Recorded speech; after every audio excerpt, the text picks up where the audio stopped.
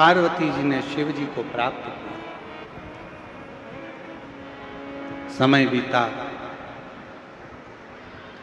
मां आद्य शक्ति जगत जननी जगदम्बा पार्वती जी ने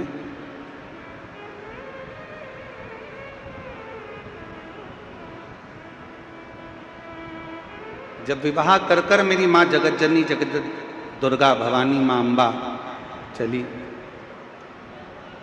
सबसे पहले मेरे शंकर भगवान पार्वती जी को नंदनवन लेकर गए। नंदनवन मतलब काशी। भगवान ओगड़दानी सबसे पहले पार्वती जी को काशी, काशी मतलब महाशमशान, क्यों लेकर गए? शिवजी पार्वती जी को बताना चाहते थे, पार्वती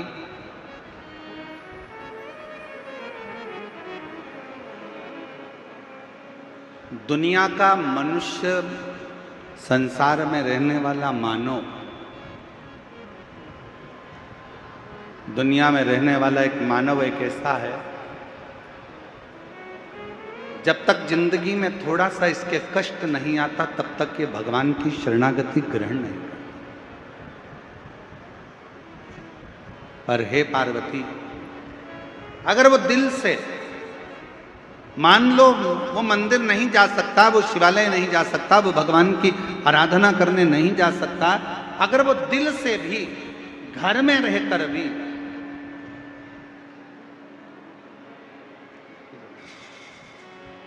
अगर दिल से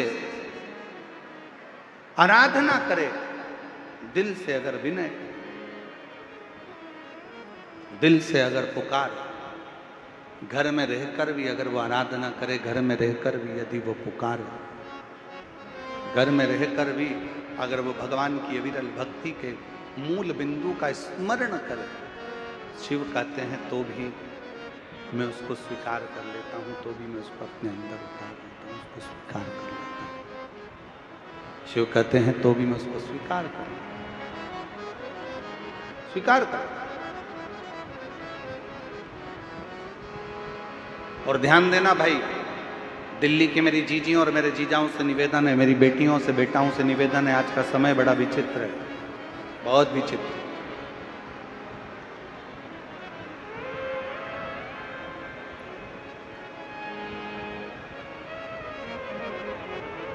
दिखावे का जीवन चल रहा है।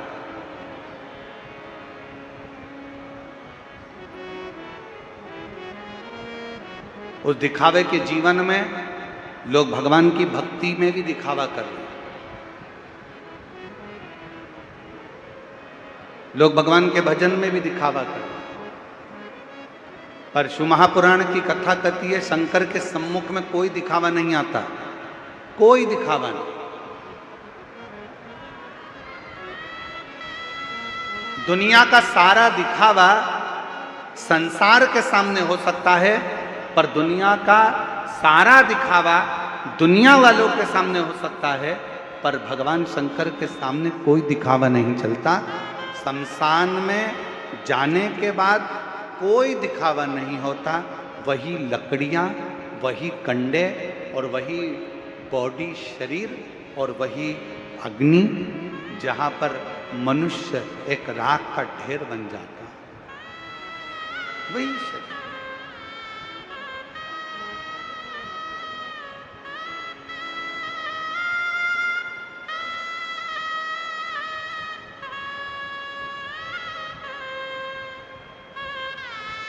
जहां मानव राख का ढेर बन जाता है, बस केवल गया, शमशान में पहुंचा, वो कहते हैं उसका नाम है शमशान, जहां पर सबकी शान सम है, उसका नाम सम शान है।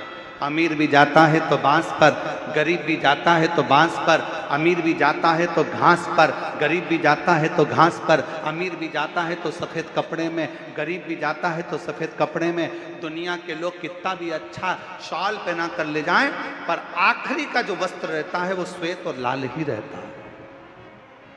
अमीर भी जाएगा तो घास के गद्दे पर जाएगा, और गरीब भी जाएगा तो घास के गद्दे पर जाएगा। अमीर भी जाएगा तो बांबू पर बांस पर जाएगा, और गरीब भी जाएगा तो बांस पर जाएगा।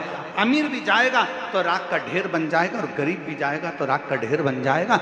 जहां पर सबकी शान, सबकी सत्ता एक जैसी है, जहां सबकी शान सम है, उसी का नाम सम शान है। वहां कोई बड़ा नहीं, कोई छोटा नहीं, कोई अमीर नहीं, कोई गरीब नहीं, कोई बड़ा नहीं, कोई छोटा नहीं, सब बराबर, सब बराबर।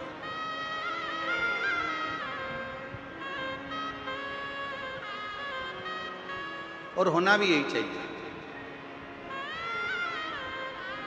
आज के जमाने में जो मंदिरों की व्यवस्थाएं गड़बड़ाई हैं, ये जो देखने को मिलता है ना कि 500 रुपए का टिकट ले लो और भगवान के जल्दी दर्शन कर लो, 300 रुपए का टिकट ले लो और भगवान के जल्दी दर्शन कर लो। हम आपसे पूछें, दिल्ली वालों जरा ईमानदारी से बोलना, बिल्कुल सत्य बोलना ईमानदारी से। तुमने 500 रुपए का टिकट लिया और कोई बेचारा बहुत दूर से पैदल चलता चलता, धक्के खाता खाता, लाइन में लगता लगता 2 घंटे से धक्के खा रहा है, बाबा के दर्शन करने के लिए सामने पहुंचा है। मंदिर में ठाकुर का दर्शन करने के लिए, मेरे लाडले का, मेरे भोले बाबा का, मेरे शंभू का, मेरे नारायण का, मेरी जगतजननी अम्बा का दर्शन करने के लिए सामने पहुंचा है। और तुम 500 रुपए का टिकट लेकर वो जो लंबी लाइन से चलकर पैदल पैदल पैदल आया, और उसके सामने जाकर तुम खड़े हो गए। ईमानदारी से बोलना, आपको दर्शन का फल मिलेगा क्या? जम के बोलो जरा, मिलेगा नहीं।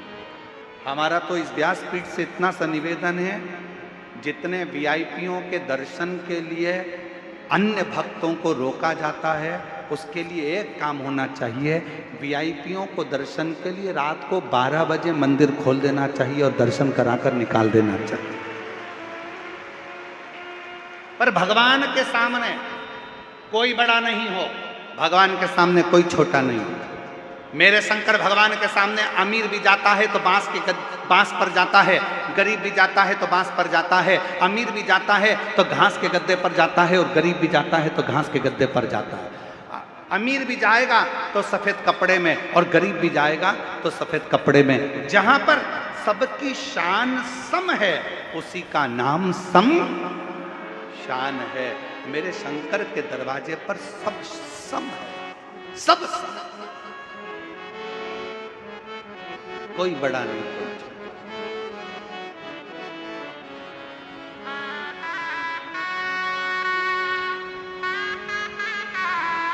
और इससे तो